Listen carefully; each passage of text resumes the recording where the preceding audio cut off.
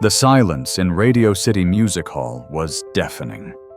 3,000 people held their breath, frozen in their seats. The bright stage lights illuminated a single figure, a man in a borrowed suit, his weathered hands resting on ivory keys. Just 30 seconds ago, they had been laughing. Not with him. At him. The judge in the center, a distinguished man with silver hair and expensive glasses, was now wiping tears from his eyes. His hand trembled as he reached for his water glass. The comedian judge to his left had stopped mid-laugh, mouth still open, eyes wide, with something that looked like shock. And the pop star judge on the right was leaning forward, mascara already streaking down her face. The man at the piano, a 52-year-old security guard named DeShawn Turner, lifted his hands one more time. Everyone knew what was coming. One more note. The note that would change everything. But how did he get here? How does a night shift security guard from the Bronx end up on the biggest stage in America, making 3,000 people cry? To understand that we need to go back. Back 6 months. Back to a life that looked nothing like this moment. Back to when DeShawn Turner was invisible. DeShawn Turner has worked as a night shift security guard for 8 years. Every evening at 10 p.m., he puts on his uniform navy blue with a patch that says Secure Guard Services and takes the subway from his small apartment in the Bronx to a gleaming office tower in Midtown Manhattan. Most people don't notice security guards. They walk past them every day, eyes glued to phones, minds already at their desks or in their meetings. DeShawn learned long ago not to take it personally. Invisibility comes with the uniform.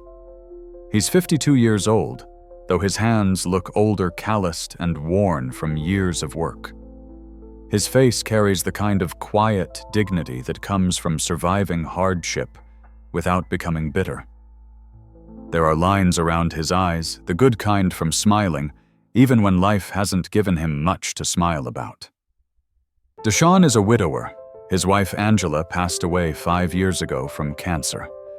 They had one daughter, Nicole, who was the light of both their lives. But 3 years ago, Nicole died in a car accident, leaving behind a 12-year-old daughter named Destiny. That's who DeShawn lives for now, his granddaughter. Every morning after his shift ends at 6 a.m., he goes home, sleeps for maybe 4 or 5 hours, then wakes up to make Destiny breakfast and walk her to school. He helps her with homework in the evenings before heading back to work. It's not much of a life, but it's his life. And he's made peace with that. Or so he tells himself.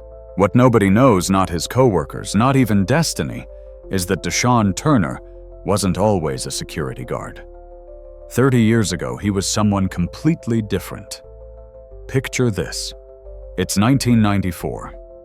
A 22-year-old DeShawn walks through the doors of the Juilliard School, one of the most prestigious music conservatories in the world. He's wearing a suit his mother bought him from a thrift store, altered to fit his tall, thin frame. In his backpack is sheet music covered in his own handwritten notes. In his heart is a dream so big, it terrifies him. DeShawn Turner was a piano prodigy. He'd been playing since he was 7 years old, taught first by his grandmother, who played organ at their church in Harlem. By age 12, he was winning local competitions. By 16, he'd performed at Lincoln Center as part of a youth orchestra. By 20, he'd earned a full scholarship to Juilliard.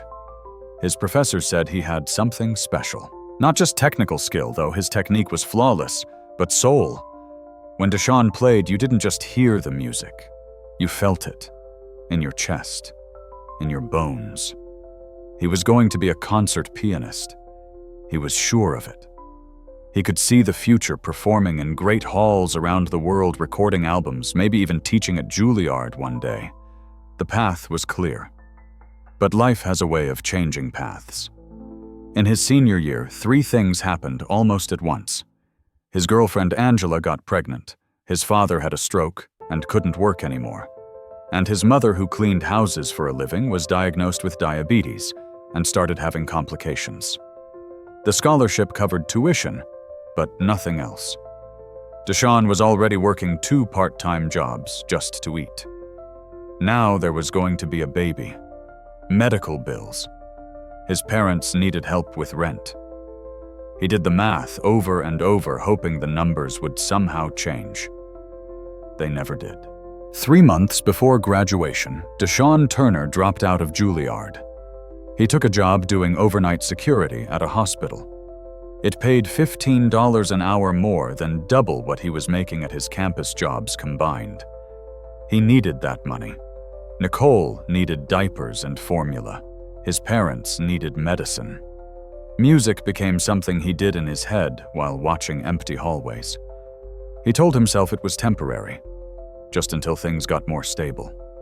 He'd go back, finish his degree, resume his career. But temporary has a way of becoming permanent. Months turned into years. Nicole grew up, Angela got sick, his parents got sicker. There was always something more urgent than his dream. Always someone who needed him more than he needed a piano. And then one day he realized he hadn't actually touched a piano in 5 years. Then 10. Then 15. The dream didn't die dramatically. It just faded the way colors fade in old photographs, until all that was left was the ghost of what might have been. But here's the thing about dreams. Sometimes they find ways to survive. Sometimes they pass from one generation to the next, like a flame being handed off in the dark. Destiny Turner is 12 years old, and she loves music. Specifically, she loves piano. When she was 8, she begged DeShawn to let her take lessons. He enrolled her at her school's music program, one of those free programs that public schools offer, taught by underpaid teachers with beat-up keyboards. Destiny took to it immediately. She practiced every day on the small electric keyboard DeShawn bought her from a pawn shop for $60. She'd spend hours figuring out songs by ear, her small fingers moving across the keys with a determination that reminded DeShawn of someone, of himself 30 years ago. She wanted more, though. The school program was basic, just enough to learn simple songs.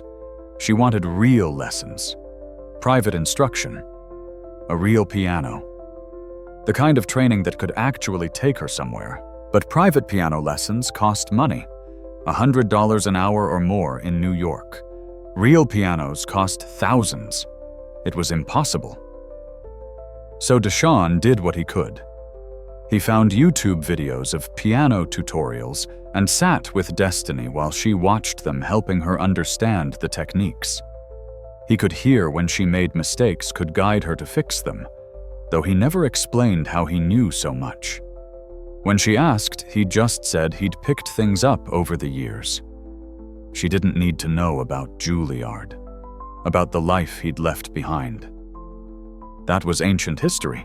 What mattered was helping her move forward. But lately things had gotten harder. The school music program lost funding. They had to start charging fees $300 per semester. It didn't sound like much, but DeShawn was already stretching every dollar to cover rent, food, utilities, Destiny's clothes, and school supplies.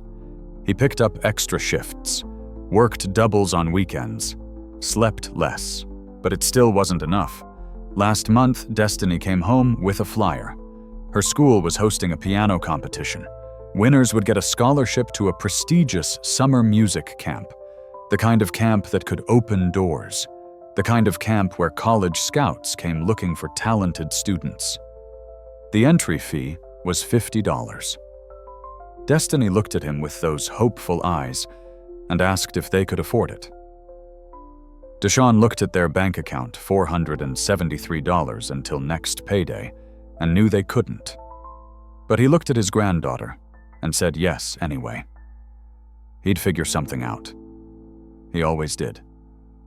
What he didn't know was that the universe was about to offer him a very different opportunity, one that would change everything. It happened on a Tuesday night. DeShawn was walking through the lobby of the building where he worked, doing his usual rounds, checking doors and windows. In the corner near the elevators, someone had put up a new poster. America's Next Dream, in big, bold letters. Below that, a talent competition for everyday Americans with extraordinary gifts. And at the bottom, grand prize, $100,000. DeShawn stopped. Read it again. $100,000. With that money, Destiny could have everything. Real lessons with real teachers. A real piano. The entry fee for her competition would be nothing. She could go to that summer camp. She could even have money set aside for college for a real music school. For the first time in years, DeShawn felt something spark inside him. Not hope, exactly. Hope was too dangerous, but possibility, the faint outline of a path forward. He pulled out his phone and went to the show's website. The auditions were open call, anyone could sign up. No entry fee. You just had to show up and perform. One song up to 3 minutes. If the judges liked you, you moved forward. Simple. He looked at the audition requirements. Any talent, welcome, singing, dancing, comedy, magic instruments. Instruments. Piano. The spark flickered. Could he gnome ridiculous? He hadn't performed in public in 30 years. Hadn't even touched a real piano in who knows how long. His hands probably couldn't even remember the notes anymore. He was too old, too out of practice too. His phone buzzed. A text from Destiny Grandpa. I can't go to the piano competition. Mrs. Chen says I need to pay by Friday or I lose my spot. It's okay. Maybe next year. DeShawn looked at the poster again. Then at the text. Then at his reflection in the lobby's glass doors, a middle-aged security guard in a cheap uniform. He thought about the life he'd built. Small, safe, invisible. He thought about the life he'd given up, the dream he'd buried. And he thought about Destiny, who still had her whole life ahead of her, whose dream was still alive and burning bright. Before he could talk himself out of it, he clicked the button on his phone register for audition. The office building where DeShawn worked had a piano. Not a real one of those decorative pieces that rich companies put in their lobbies to look sophisticated. It sat in the corner near the fountain, polished and pristine, and never used. After midnight, when everyone was gone, and the building was empty except for him, DeShawn sat down at that piano for the first time in 28 years. His hands shook as he lifted the key cover. The ivory keys glowed white under the dim lobby lights. He placed his fingers on them, feeling their cool smoothness, their familiar weight. For a long moment, he just sat there, afraid. Afraid that it would all be gone, that whatever gift he'd had would have evaporated like morning dew. Then he pressed down. C major scale. Simple. Basic. The first thing any pianist learns. The notes rang out in the empty lobby, echoing off marble floors and glass walls. And just like that, something unlocked inside him. Muscle memory kicked in. His fingers remembered. They knew where to go, how to move, how to shape the sound. It wasn't perfect, not even close. His hands were stiff from years of not playing. His fingers stumbled over runs that used to be effortless. The arthritis in his left wrist made certain stretches painful. But underneath all that rust, underneath all those years, the foundation was still there. Like a language you learned as a child that comes flooding back the moment you hear it again. Every night after that, DeShawn practiced. From midnight to 4 a.m., when the building was silent and the city outside was asleep, he taught his hands to remember. He started with scales and arpeggios, rebuilding the basic technique. Then simple pieces, Bach, Chopin things he'd played 1,000 times when he was young. Then, when he felt ready, he began learning the piece he'd decided to perform. Rachmaninoff's Piano Concerto No. 2, the opening of the third movement. One of the most famous and challenging pieces in the classical repertoire. Bold, romantic, powerful. People said it couldn't be played properly without a full orchestra. DeShawn didn't care. He'd find a recording to play along with. What mattered was showing what he could do. Showing that beneath this uniform, beneath this ordinary life, there was something extraordinary waiting. But it was hard. So much harder than he remembered. His fingers cramped. His back ached from hunching over the keys. There were nights when he wanted to quit, when the gap between what he remembered being able to do and what he could actually do felt too vast to cross. One night, at 3 a.m, he missed the same chord progression for the 20th time. His hands wouldn't cooperate. The music that sounded so perfect in his head came out clumsy and broken. He put his head down on the keys and wanted to cry. And then he heard a voice. A memory. His old professor at Juilliard, Professor William Hartley Stern, demanding brilliant. The man who'd pushed DeShawn harder than anyone. The man who'd told him he could be great. The same man who'd called him into his office the day after DeShawn announced he was dropping out. The same man who'd said, with disappointment dripping from every word, "You're making the biggest mistake of your life. You have real talent, Mr. Turner." Had, past tense. Because the moment you walk away from this, it's gone. You'll never get it back. And you'll spend the rest of your life wondering what you could have been.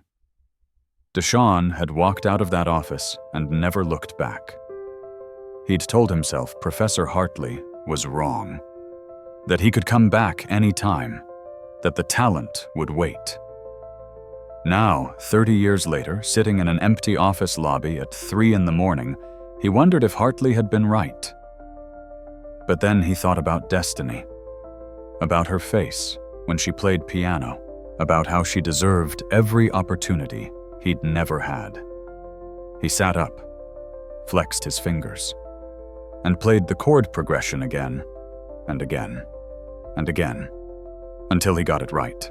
DeShawn tried to keep his audition plan secret, but secrets are hard to keep when you work nights with the same 3 people every week. His coworker Raymond noticed first. "Man, why you keep disappearing? I hear piano music at like 2 a.m. That you?" DeShawn admitted it. Told him about the audition. Raymond laughed. Not meanly, but not kindly either. The laugh of someone who thinks you're delusional. You on America's Next Dream. Bro, you're 52. You work security. No offense, but that show's for like young talented people. Singers and dancers and stuff. Pianists are talented, DeShawn said quietly. Yeah, but come on, be real. You think they're gonna put a security guard on TV playing piano? They want stories, man. Inspiring stories. Not, DeShawn knew what he meant. Not ordinary middle-aged black men in cheap uniforms with no story except survival. The other guards heard about it too. Marcus thought it was hilarious. "Yo, when you're famous, don't forget us little people," said with just enough edge to make clear he didn't think fame was coming. Only destiny believed in him. She didn't know the full story, didn't know about Juilliard or his past. She just knew her grandfather was good at piano, that he was entering a competition, and that she was proud of him. "You're going to win, Grandpa," she said the night before his audition, hugging him tight.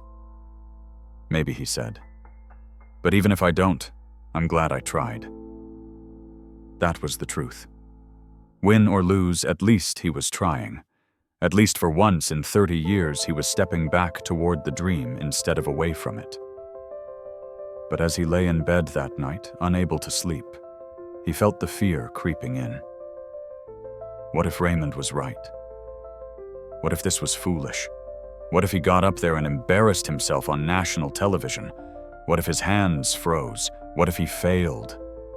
What if Professor Hartley had been right all along? The auditions for America's Next Dream were held at Radio City Music Hall, one of the most iconic theaters in the world.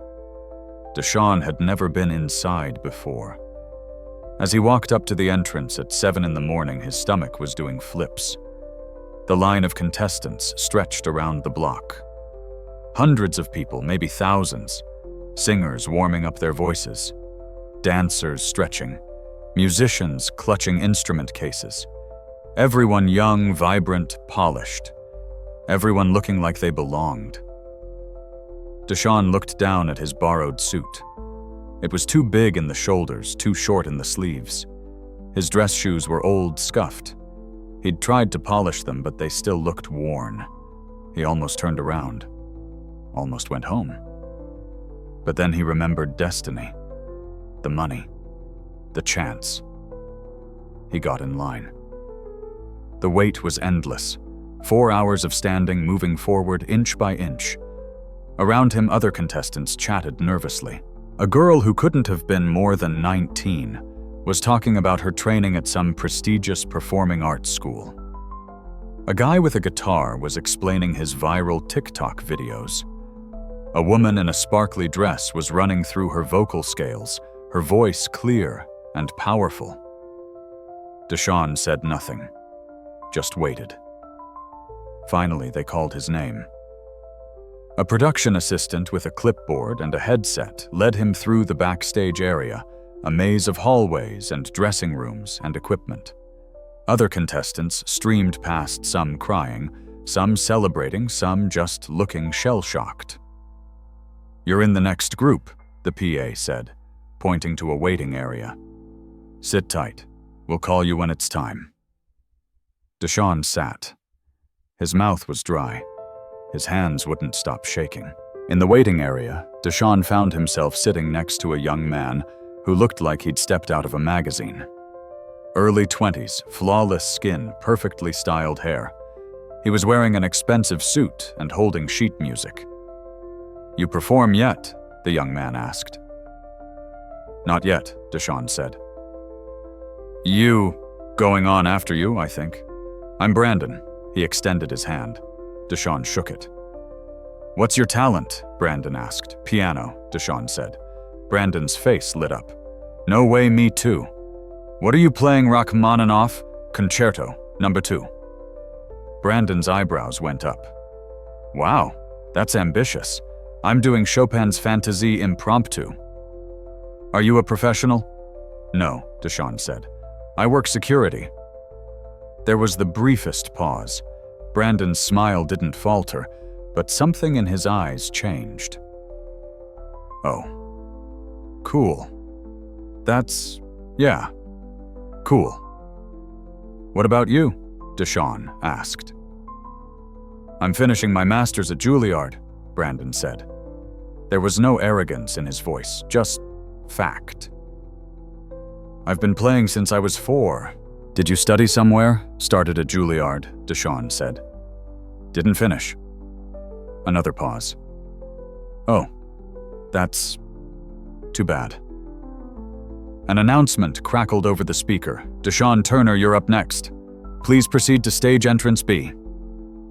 DeShawn stood. His legs felt weak. "Good luck," Brandon said. He sounded sincere, but also like someone who wasn't worried about competition. DeShawn walked down the hallway toward the stage. Through the walls he could hear music, someone singing, voice muffled. Then applause. Then silence. Then a PA was guiding him to the wings. "Wait here. When they call your name, walk straight out to the piano. Don't look at the lights. Just focus on your spot. You've got 3 minutes. Good luck."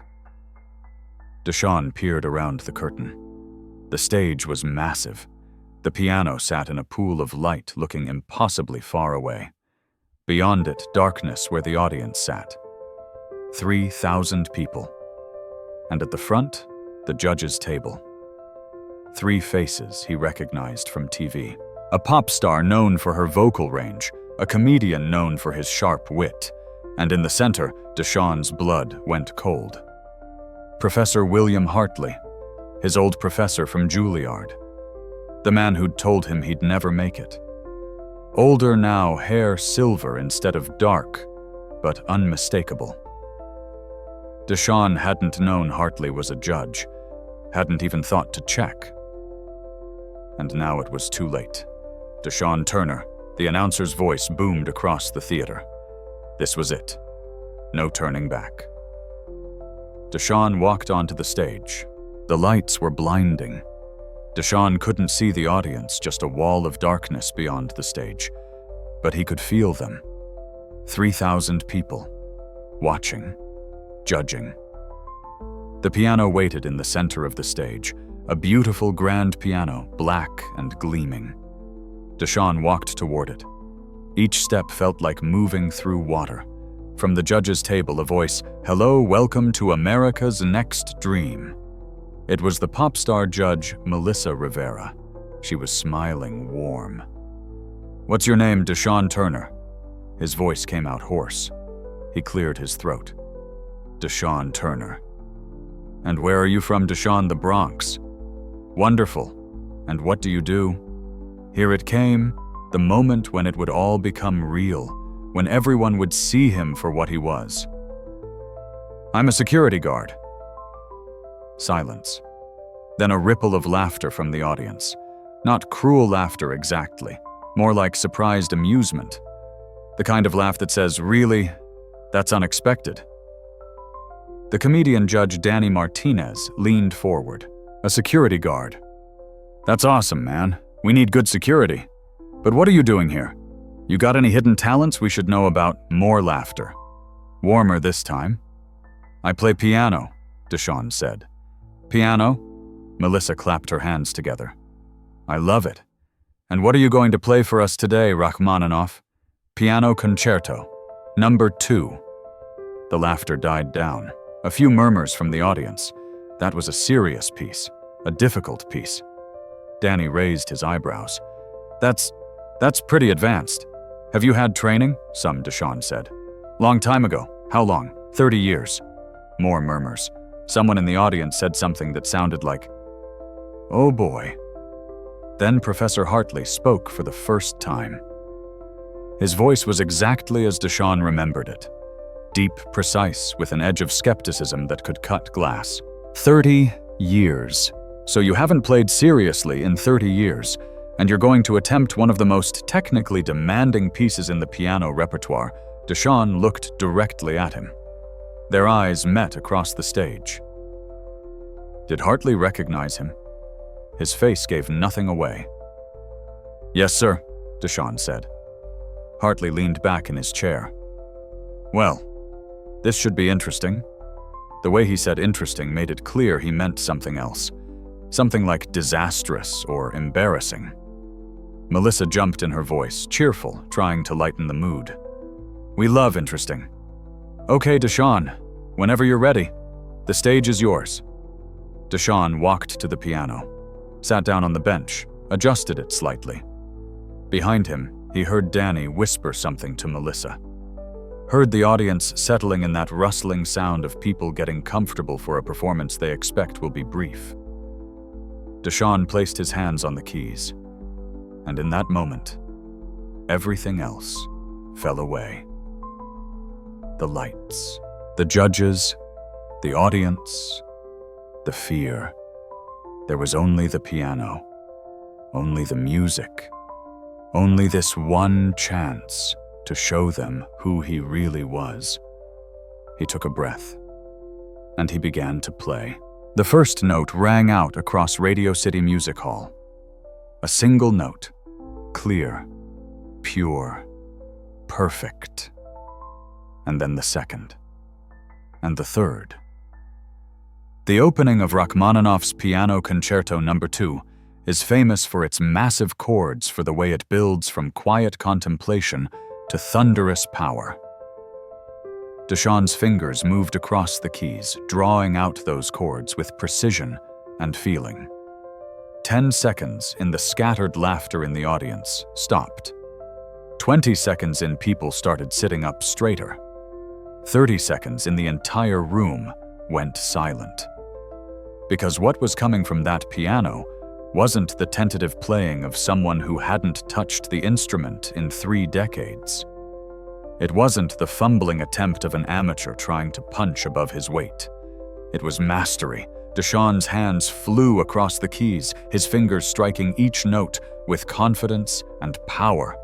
The music poured out of him like water that had been dammed up for too long, finally breaking free. Every chord was perfect. Every run was clean. Every dynamic shift from the quietest whisper to the loudest crash was controlled and intentional. At the judges' table, Melissa's mouth fell open. She leaned forward, eyes wide. Danny stopped smiling, just watched, mesmerized. And Professor Hartley, stern, skeptical. Professor Hartley sat perfectly still. His eyes were locked on DeShawn, on his hands, on the way they moved. And slowly, very slowly, his expression began to change. In the audience, a woman who had been checking her phone put it away. A man who had been whispering to his neighbor went quiet. Row by row, person by person, everyone stopped whatever they had been doing and just listened. Because this was something special. Everyone could feel it. DeShawn wasn't just playing the notes. He was living them. Every chord carried weight. Every melody told a story. You could hear his life in that music, the dreams deferred, the sacrifices made, the pain endured, the love that kept him going. The piece moved into its second section faster and more complex. Most pianists would struggle with this part. The left hand has to maintain a constant rolling pattern, while the right hand plays a soaring melody with runs that leap across 2 octaves. DeShawn played it like breathing. At the judges' table, something was happening to Professor Hartley. His hands, which had been folded calmly on the table, were now gripping the edge. His breathing had changed. And his eyes, those sharp, analytical eyes, were starting to shine with something that looked like tears. Because he was remembering. A student. 30 years ago. Tall, thin, nervous kid from Harlem with calloused hands, and a gift that was almost frightening in its purity. A kid who played like he was channeling something divine. A kid who was going to be one of the greats. A kid named DeShawn Turner, who'd dropped out 3 months before graduation and disappeared. Hartley had thought about that student over the years. Wondered what had happened to him. Wondered if he'd been too harsh that last day, if his words had driven the kid away rather than motivated him. He'd assumed DeShawn had given up on music entirely, that the gift had been wasted. But now, watching this security guard, this 52-year-old man in an ill-fitting suit play Rachmaninoff with the skill of a concert master, Hartley understood. The gift hadn't been wasted. It had just been waiting. On stage, DeShawn entered the third section of the piece. This was the part he'd practiced the most, the part he'd been most worried about. A series of massive chords that require incredible finger strength and precision. Get one wrong, and the whole thing falls apart. His arthritic wrist ached. His fingers were starting to tire. But he pushed through. Because this was it. This was his moment. 30 years of silence ending here. He thought about Angela, about how she used to love listening to him practice. How she'd sit on their lumpy couch in their tiny apartment and close her eyes and smile. He thought about Nicole, about the recital he'd played for her kindergarten class that made her so proud. He thought about Destiny, probably at school right now, thinking about her grandfather. And he played for all of them. For everyone who'd believed in him. For everyone he'd let down. for every dream he'd buried and every sacrifice he'd made. The music swelled, building toward its climax. In the audience, people were crying now. They didn't even know why. They just knew that what they were witnessing was more than a performance. It was a resurrection. DeShawn reached the final minute of the piece, the part where the orchestra would normally come in sweeping strings and soaring horns, supporting the piano. But there was no orchestra, just him. So he did something he hadn't planned. He started to improvise. He took Rachmaninoff's melody and began weaving it together with something else. Something from his own experience: jazz riffs, blues progressions, the music of Harlem streets and church organs, and late-night jam sessions from another life. Classical music and jazz shouldn't work together. They're from different worlds, different traditions. But in DeShawn's hands, they merged seamlessly. The formal precision of Rachmaninoff met the emotional freedom of jazz, and the result was something entirely new. Something that was purely uniquely his. The audience gasped. This wasn't in any sheet music. This was spontaneous creation happening right in front of them. At the judges' table, all three judges were on their feet now. Melissa had tears streaming down her face. Danny was gripping the table like he might fall over, and Professor Hartley had one hand covering his mouth, shoulders shaking. Because he remembered now. Remembered telling this young man, this extraordinary talent, that he would never make it. Remembered the disappointment in his voice, the harsh words meant to motivate, but that had instead become a prophecy. And he'd been wrong. So completely, utterly wrong. DeShawn's hands danced across the keys, pulling impossible sounds from the piano. His eyes were closed now. He wasn't performing for the audience anymore. He was playing for himself. For the 22-year-old kid who'd had to walk away. For the years spent in security uniforms. For the dream that had never really died, just gone underground like a seed waiting for spring. The music built and built, reaching for something transcendent. And then, when it seemed like it couldn't get any more powerful, DeShawn pulled back. Let the sound soften. Brought it down to a whisper. One last section. One last moment. The melody simple now. Pure, like a prayer. And then one last note. DeShawn played it slowly, letting it ring out across the hall.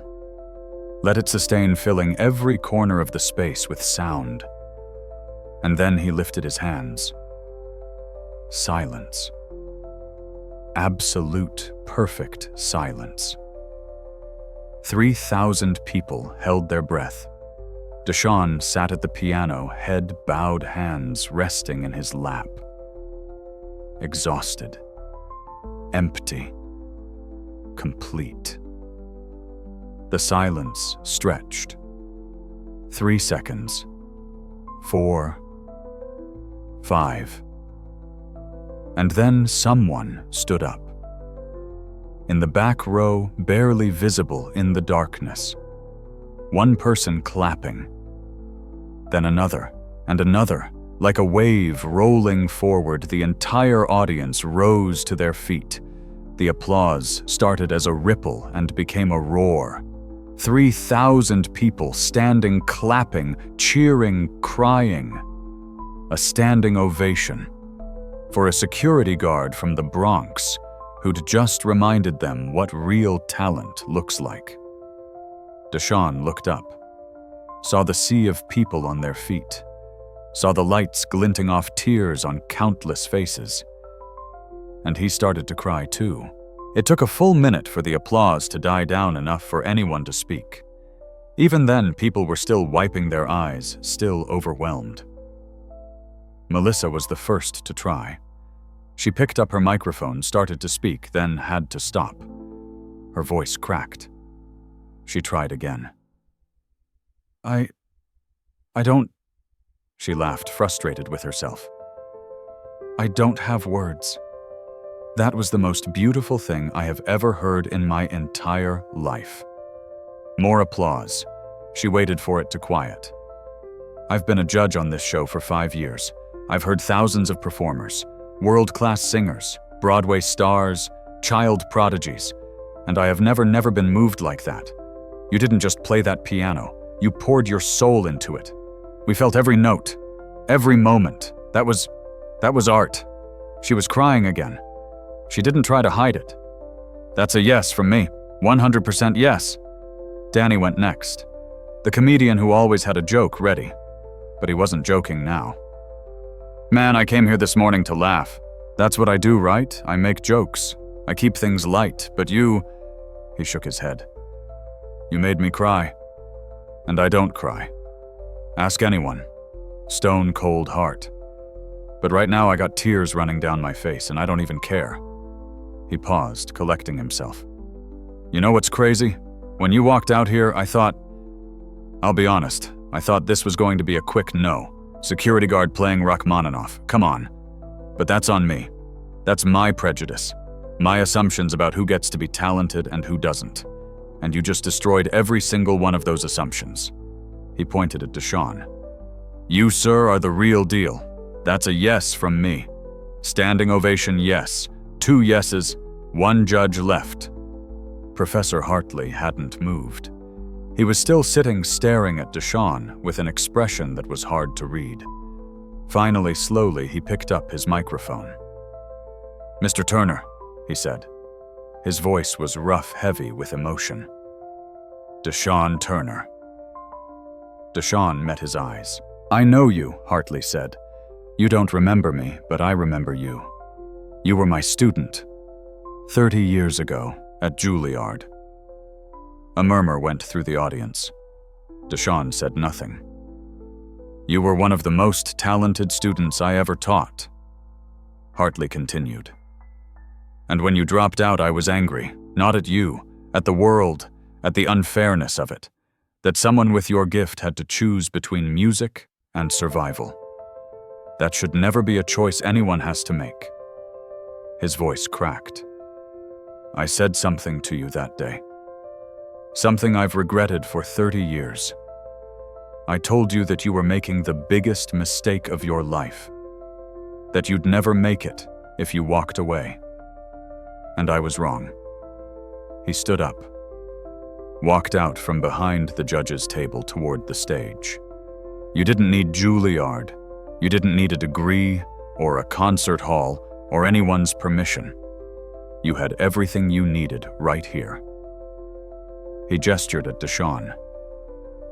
In you, in your hands, in your heart. Hartley climbed the steps to the stage, walked over to DeShawn, who stood up from the piano bench. I'm sorry, Hartley said. I'm sorry I made you feel like you'd lost something, because clearly you never lost anything. You just carried it with you, kept it alive. And tonight you let it free. He extended his hand. DeShawn took it.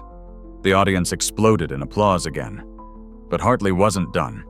He turned to face the audience. Ladies and gentlemen, in my 40 years as a music professor, I have heard some of the greatest pianists in the world, and what I just witnessed was as good as any of them. DeShawn Turner is a master, a true artist, and if I have anything to say about it... He reached into his pocket and pulled out a golden key, the show's golden buzzer, which judges could press once per season to send someone directly to the finals. He's going straight to the championship round.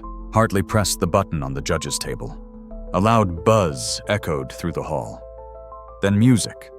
Then golden confetti began falling from the ceiling, thousands of pieces of shimmering gold raining down on the stage. The audience went wild. People were screaming, cheering, jumping up and down. On stage, DeShawn stood frozen, overwhelmed. Gold confetti landed on his shoulders and his hair.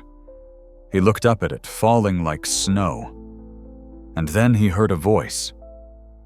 Grandpa! He turned. Destiny was running from the wings where the production team had brought her to watch. She crashed into him, hugging him so hard he almost fell over. You did it. She was crying and laughing at the same time. You were amazing. I didn't know you could play like that." DeShawn hugged her back, lifting her off her feet like he used to when she was little. "It's for you, baby," he whispered. "It was always for you." Professor Hartley stood beside them, waiting. When they finally broke apart, he put a hand on DeShawn's shoulder. "I have a question," Hartley said. "When this is all over the competition, the attention, all of it, would you consider teaching? We have a program at Juilliard for non-traditional students, people who couldn't afford traditional paths. They need someone who understands, someone who's been there." DeShawn couldn't speak, just nodded. "Good," Hartley said. "Because you have something to offer beyond your playing. You have your story, and that's worth more than any technique." The confetti was still falling. The music was still playing. The audience was still cheering, and DeShawn Turner, 52-year-old security guard from the Bronx, stood in the middle of it all and finally let himself believe that maybe, just maybe, it wasn't too late for dreams after all. The video of DeShawn's performance was posted on YouTube at 10 p.m. that night. By midnight, it had 1 million views. By morning, 10 million. Within 48 hours, it had been watched 50 million times. Security guard stuns judges with Rachmaninoff read the headlines. The video was everywhere. Facebook, Twitter, Instagram, TikTok. News shows played clips. Morning shows wanted interviews. Even international media picked it up. DeShawn's phone didn't stop ringing. His co-workers at the security company couldn't believe it. Raymond, who'd laughed at him, called to apologize. "Man, I was wrong. I was so wrong." Strangers recognized him on the subway, asked for selfies, told him their own stories of dreams deferred, of talents hidden, of second chances they'd been too afraid to take. "You inspired me," they'd say, over and over. "If you can do it, maybe I can too." DeShawn didn't know what to do with any of it. The attention felt surreal. He was still the same person, still wore the same uniform to work, though the company was so thrilled with the publicity they'd offered him a promotion to supervisor, which he politely declined. What mattered to him wasn't the fame. It was what the fame could provide. 3 weeks after his audition, DeShawn received a call from Carnegie Hall. One of the most prestigious concert venues in the world wanted him to perform. A full evening concert. His choice of program. He said yes. Then came the recording contract. A classical music label wanted to produce an album. They'd provide studio time, professional recording equipment, marketing. They believed he could reach audiences who normally didn't listen to classical music. People like him, working class, older, from communities that didn't see themselves represented in that world. He said yes to that too. And then came the thing that mattered most, Destiny's scholarship. A prestigious music academy in Manhattan offered her a full-ride tuition books, even a stipend for a piano they'd provide for their apartment. She could study with world-class teachers, attend master classes, have every opportunity that DeShawn had been denied. When he told her, she burst into tears. "I can really go?" she asked, like she couldn't believe it was real. "You can really go," he said. That night, after Destiny went to bed, DeShawn sat in their small living room and let himself feel it. The weight of 30 years lifting. The dream that had died slowly coming back to life. He thought about Angela and Nicole, about how they'd be proud, about how in some way this was for them too. But he also knew this wasn't about reclaiming his old life. He wasn't 22 anymore. He couldn't get those years back. This was about something else, about showing that value doesn't expire, that talent doesn't have an age limit, that someone can be ordinary and extraordinary at the same time. He was still DeShawn Turner, security guard, still the same man who rode the subway and made breakfast for his granddaughter and lived in a cramped Bronx apartment. But now he was also DeShawn Turner concert pianist. Both things were true. Both things mattered. The championship round of America's Next Dream wouldn't air for another 2 months. DeShawn would have to perform again, compete against other acts, hope to win the $100,000 prize. But in a way, he'd already won. Professor Hartley reached out personally to offer mentorship. They met once a week at a practice room at Juilliard, the same practice room where DeShawn had spent countless hours 30 years ago.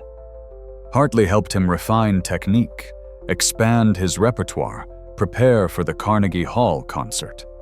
More importantly, they talked about life, about choices, about regret and redemption.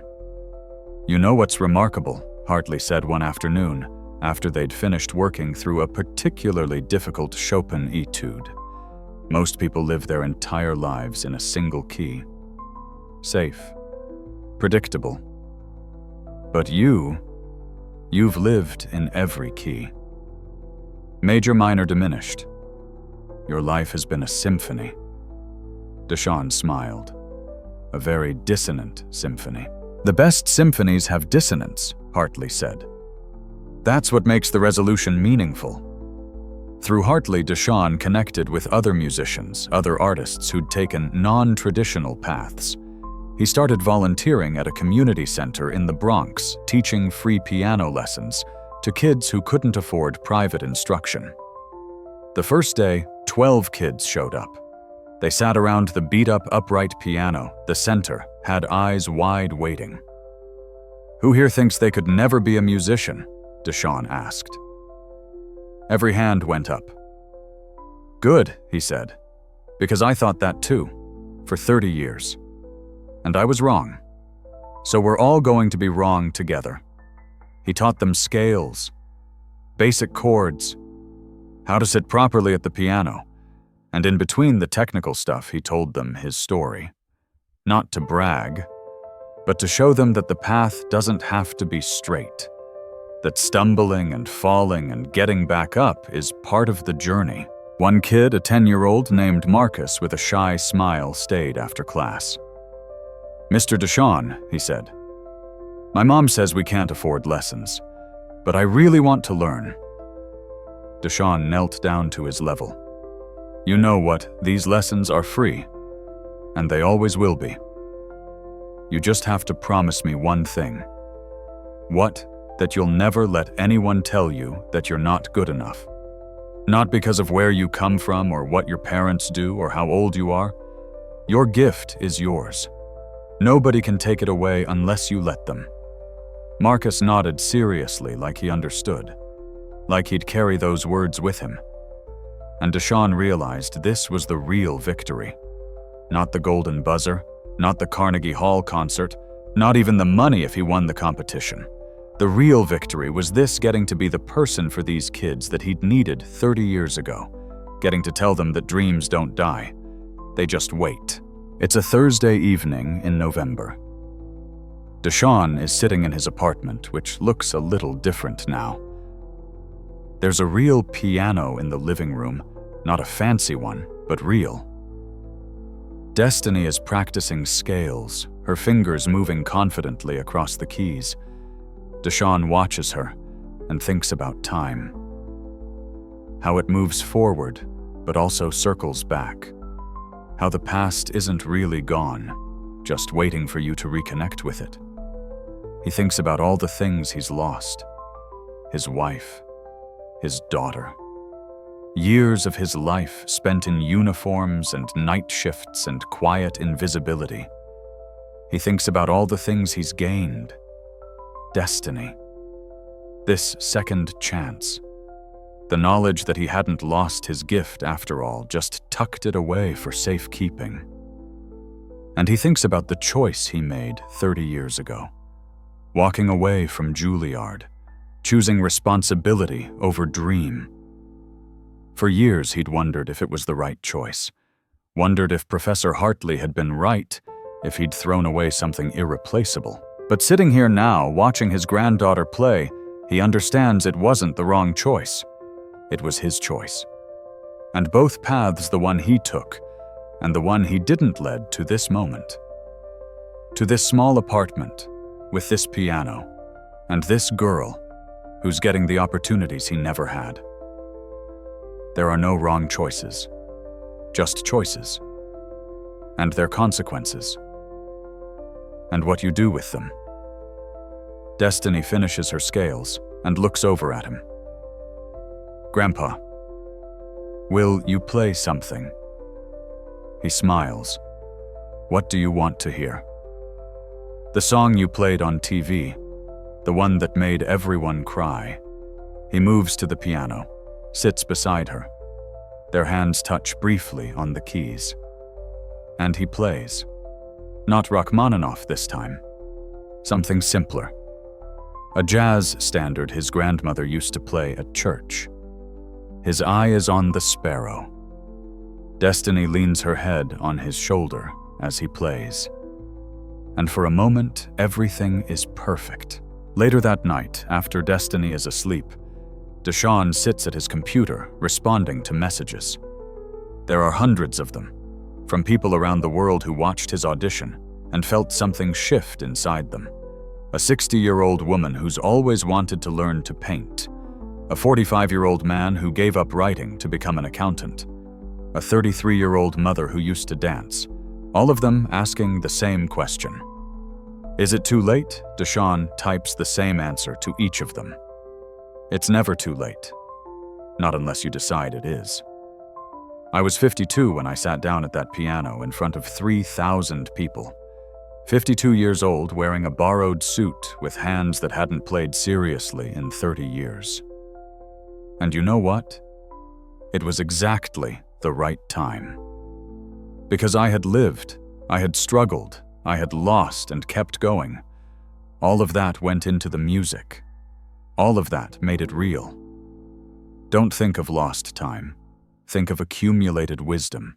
Think of depth earned through living. Your dream isn't dead.